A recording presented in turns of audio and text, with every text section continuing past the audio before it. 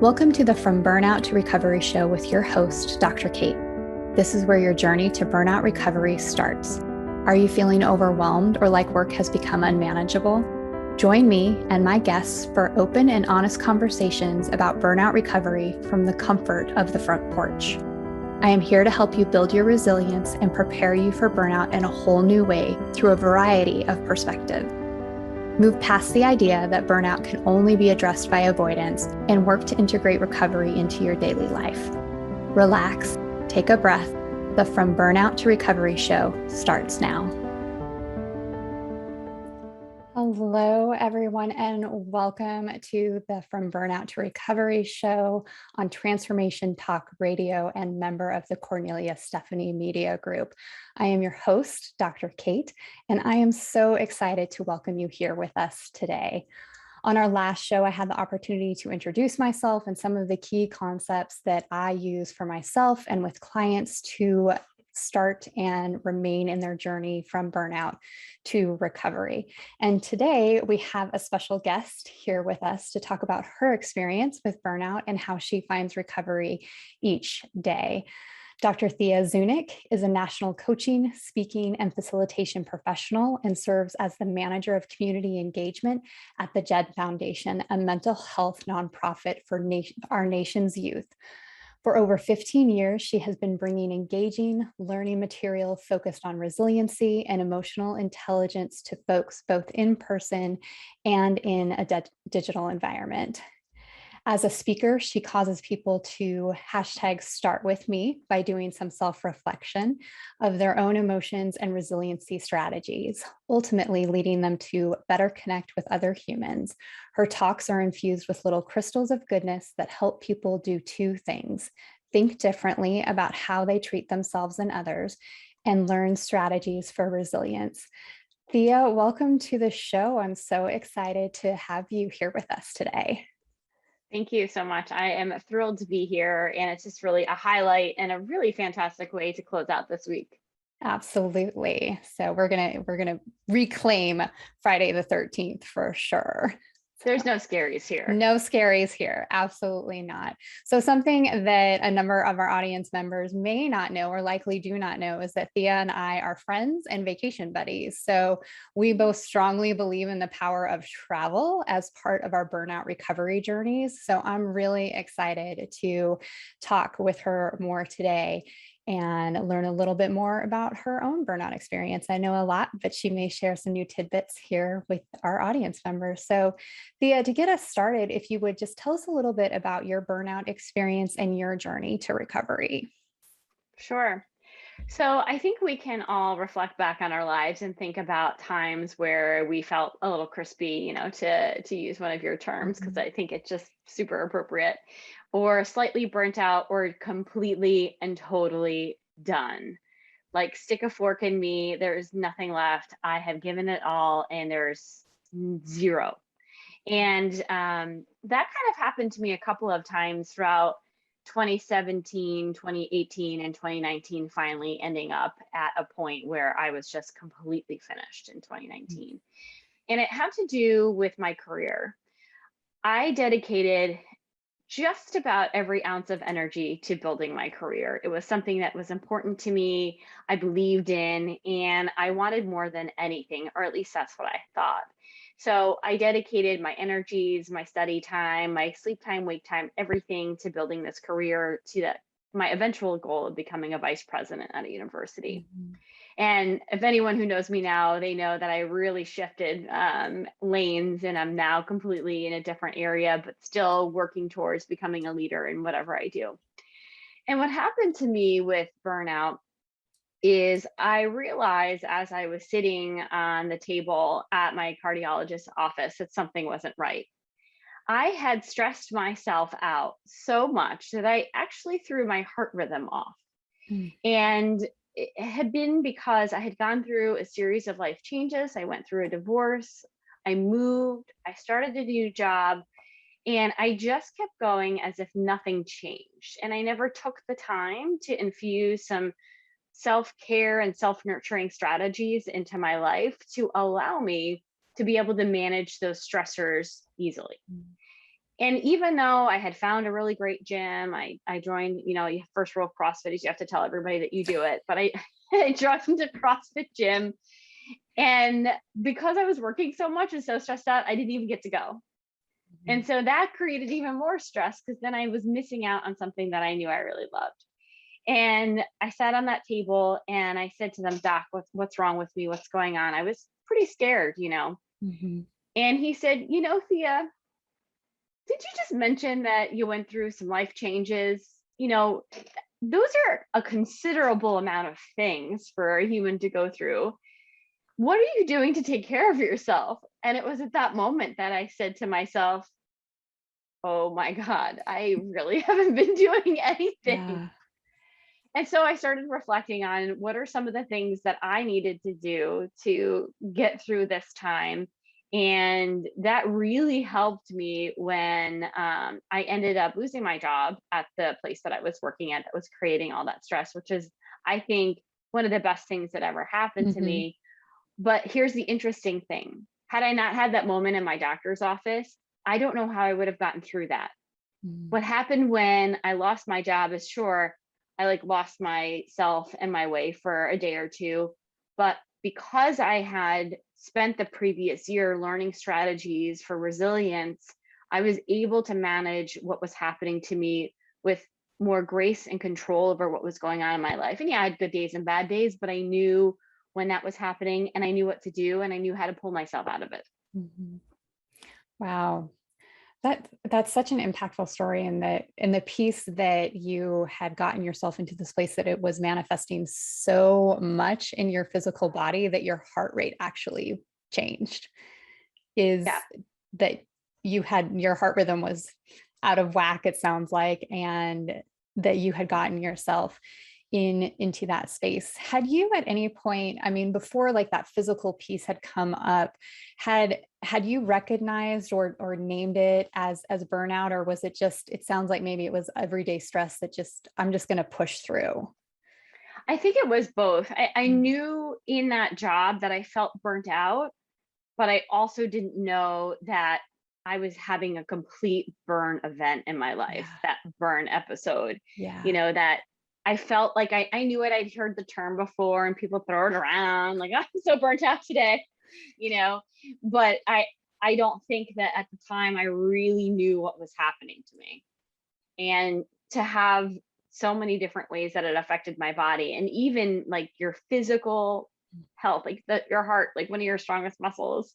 And I'm a pretty strong person, but for the stress to have a stronger effect than I had on myself was unreal. Mm-hmm. Yeah, no. I mean, I keep going back to the impact of that, and that, how much our emotional, mental space impacts our physical ability to heal and those kind of things. So, Thea, I'm really curious, when you left the doctor's office that day, what were some of the first things that, having that new recognition, what were some of the first things that you did to start your recovery journey? I'm a list person. So, and I like to write things down. I'm a very visual human as well. And then I also like talking things out. So I did two things. One is I sat down and I started to write a list of things that I believed were negatively impacting my mental health, my wellness, that were bringing stress into my life. Yeah. And then I started to write a list of things that I could do that I thought might be able to help control and combat that. And so I knew that for me, physical fitness has always been a part of my life. I grew up as a dancer. And so I went to dance school every single day. So moving and being active. If you turn on some music right now, I'd be like, yeah, let's do it. Oh, we could dance party it out for sure, the two of us. No I problem love your with that. dance parties, Yes. by the way. I do. And you can check those out on Instagram. And sometimes I'll duet you back. Yes. That was a fun day. Highly suggest dance parties to anybody because you can't not help but laugh and smile as you're doing it. Good dancer, bad dancer, it doesn't matter. It's still fun. And so I looked at that scary list Mhm. And then I looked at the other side of the paper and I said, what am I currently doing? There really wasn't much, I'm not gonna lie. And what could I be doing? And here's Mhm. the caveat. You have to be careful of poor choices or coping mechanisms that could help temporarily. Now, Yeah. sometimes those in moderation here and there are okay. So, for example, who doesn't love wine? I don't know. I really love wine. And sometimes after a tough day, you just want to sit down and have a glass of wine, but you want to be careful that it doesn't become an everyday thing, or that it doesn't start to impact your ability to function, or that the wine ends up becoming a bottle type thing. So that really helped me a lot, to really come up with that list, and then to also talk it out with people and ask people to hold me accountable for that. Awesome. Mhm. What are some things that you do now today that impact your daily recovery?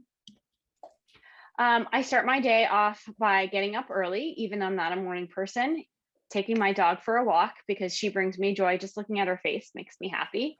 Mhm. And then I go to the gym. I do the 7 a.m. class, and it really helps me start the day with a fresh perspective. It clears my mind. And then I can tackle whatever comes forward much better.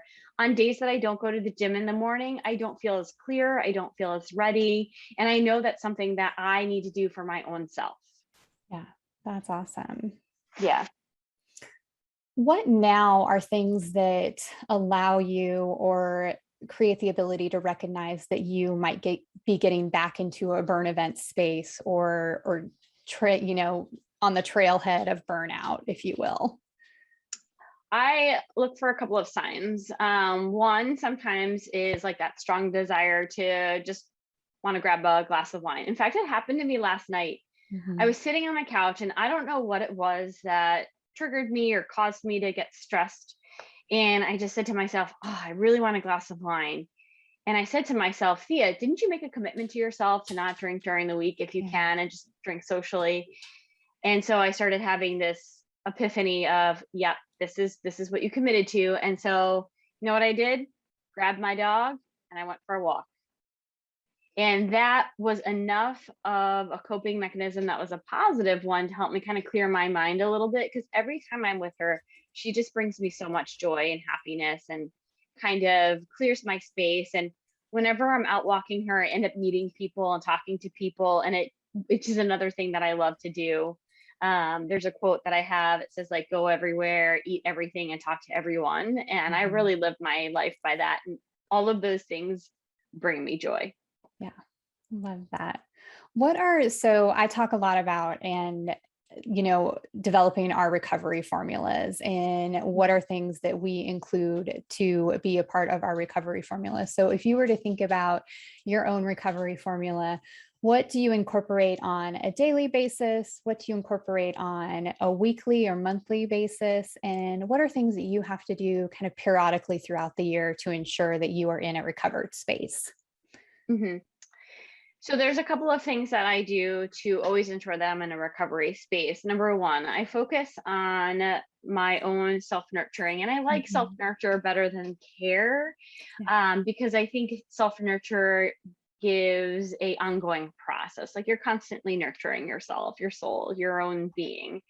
And some of the things that I do for that are, one, my exercise, two, trying to eat well, but when life calls for ice cream, go for it. Yeah. Um, those are definitely some of my short-term things. I also, in my apartment, because I'm spending a lot of time here because I'm still work from Mhm. home, there's little things around my apartment that just make me smile and bring me joy. There's also people that I talk to regularly. Probably one of the number one people that I speak to almost every other day, that no matter what brings a smile to my face, is my grandmother. She is 91 and just, she is the light of my life. She calls me her sunshine. She's the light of my life. And it doesn't matter what day I have, when I hear her voice on the other end of the phone, I just can't help but burst out in a smile. And I know I'm so lucky to have her. And one day I won't, but until I don't have her anymore, I will Mhm. continue to call her every other day. Yeah. Mhm. And then the long-term stuff, we talked about that at the very beginning, travel. Oh my gosh, I dream of traveling. I'm always planning my next trip. I can't wait to start to use my passport again soon. I'm trying to wait Mhm. until things are a little bit safer because it's gathering some dust right now. But in the meantime, I've been exploring the States and doing Thea goes outside stuff like camping and hiking. And my joke was always like, oh, I'm an outdoors girl. Like I like brunching outside. Um, so when I called my friends and said I bought a tent, they were like, oh, that's it. Now she's gone. We've lost her. But I knew that part of my self recovery and self nurturing and having new experiences had to encompass something about travel. And so for me, that was going to be the closest I got last year to travel. Mhm. Mhm. Yeah.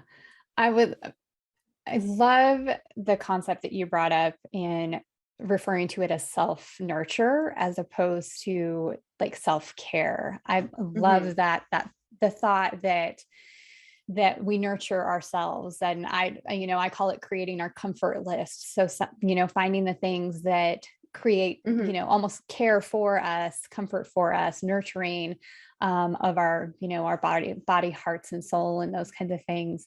um, I'm curious about your Thea goes outside adventures, and would love to hear how specifically is that impacting like your ability to be, recovered from your burnout and those kinds of things. Is there something that you get from those trips that maybe you didn't from previous traveling? Mhm. Let's see. It's definitely a challenge, and it pushes me outside of my comfort zone. Sure. I like staying in Marriott. It's a total Marriott girl. Shout out to them for always taking care of me. And a tent is very different. And I've learned along the way things that I need to do and bring with me, despite my friends ridiculing me for all the stuff I bring to make it comfortable for me. But I've turned it into an adventure almost. And so this is how I look at camping. Camping is I arrive on scene, right? New adventure, you're checking out your digs. All right, what's going on? What's here? Um, and then I build my tent. And that's a sense of accomplishment. I like building things. And I like doing it on my own because I'm independent. And so now once the tent is built, I feel accomplished. Then we get the fire going, and I love to cook. I love food. And so I generally hire myself as the chef for whatever camping trip. You should see the menus I put together. Snapshot, one of the best things I make is clams roasted over the fire with garlic, maybe a little like, I don't know, spices and some other things. But Kate Yeah, and so I, you oh, get I you get, get you mm, get fancy oh, with your oh, cooking, with your camp cooking. Most people oh, I know, yeah. they're throwing a hot dog on a stick and calling it There will good. be no hot dogs on my campsite. Absolutely not. My friend tried to bring hot dogs, and I was like, no. Um, and I mean, I get French bread from Hoboken and fresh mozz and make, the tomato mozzarella and the campsite. You're like, what are you doing? I'm like, this is how I camp. So I almost kind of recreate experiences I would have in other types of experiences that are not on the campsite at the campsite. Um, and so I think that's how I've approached it. It's a little different than most people, but it makes me happy. I absolutely love that. What is one piece of advice that you would give to our audience members when it comes to either recognizing their own burnout or finding Mhm. their burnout recovery? I think just being in tune with your own self and starting with yourself. So I use the hashtag start with me because it's really important that you are focusing on yourself and doing check ins at least daily with how you're feeling and just recalibrating when you need to. Mhm. I think it's important to be aware of your own feelings and emotions and how you're treating yourself, how you feel about yourself. And if you've got that like icky feeling where you're not happy with what's going on, you need to take a break, recalibrate, look at that list of good things that you can do to kind of help yourself out of that funk, that feel. But it's very important that you take the time to start with yourself. Yeah. So listen up, audience members. You need to hashtag start with me, start with yourself, and do that daily self assessment to kind of figure out where you're at and what tweaks you can make to either your world or your mood or your mindset and what is going on. Thea, can you tell our audience where they can find out more about you if they'd like to discover a little bit more about Dr. Thea Zunick? Yeah, of course. Well, everyone's welcome to visit my website, which is pretty easy to find. It's theazunick.com. On there, there's links to all of my different socials. I'm pretty active on LinkedIn, Instagram, and then I have entered the world of TikTok. So if you look for Dr. Thea Rachel, but I think if you search by my name, Thea Zunick, that comes up as well. And same for my Instagram. Expect to see some great footage about wellness, about my dog Tootsie, about food and working out, and just some things that bring me joy in life. So thank you so much. I'm so excited to have had Thea on the show with us. As always, we are going to conclude the show with a recovery moment. And today our recovery moment is based in giving and acknowledging gratitude. So if you are in a safe space to do so, you can connect with this and get yourself into a comfortable position. If you're not, pause the show, bring it back later, or just simply listen to us now. But if you're driving, please don't close your eyes. So I'd like you to take some time to place yourself in a comfortable position. Take a few deep breaths. Let your chest rise and fall with each inhale and exhale. When you're ready, and if you're comfortable, let your eyes drift closed. As you continue to breathe slowly and deeply, let your attention rest gently on your breath. Feel the movement as it enters and exits your body. Each time you exhale, let go of any tension. Relax your face, your jaw. Pull your tongue away from the roof of your mouth. Allow your shoulders to fall away from your ears and down your back. Soften your belly. Soften your legs. Touch your feet and ground them to the floor. On your next exhale, settle your attention to the area around your heart. Focus on the feelings of love, compassion, empathy, and forgiveness. With your attention on your heart center, bring to mind something or someone you are grateful for. As you continue with your easy, relaxed breathing, perhaps you feel gratitude for being alive or healthy. Perhaps you are grateful for the abundance of nature that produces food to nourish your body and beautiful scenery to nourish your soul. Bring your attention to people who truly nourish you and your life and how they bless you with their presence. Feel gratitude in your own life and the many gifts you have been blessed with. Now bring your attention to how this gratitude feels when you are in the area around your heart. With each inhale, let this feeling grow outwards, expanding to fill your chest, your arms and hands, your legs and feet. With each inhale, this feeling grows, filling you up. And now, even as you return your attention to your breath, let your body remember the sensations of your gratitude. When you're ready, you can open your eyes and take one last deep breath.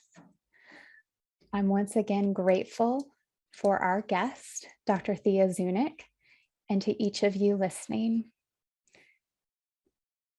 Again, you can find more on Thea at theazunick.com, and we'll have that in the show notes as well. Thank you for joining us today on the From Burnout to Recovery show with me, your host, Dr. Kate, on Transformation Talk Radio. I wish you peace on your journey. Thank you for joining me on the front porch today. If you're ready to start your own burnout journey recovery, be sure to schedule your complimentary 30-minute wellness audit with me at wellnessaudit.youcanbook.me. And be well, my friends. Thank you for joining me, Dr. Kate, on the From Burnout to Recovery show, where you are starting your journey to burnout recovery. You are invited to join me on the front porch every second and fourth Friday of the month on transformationtalkradio.com to continue growing in resilience and integrating recovery into your daily life.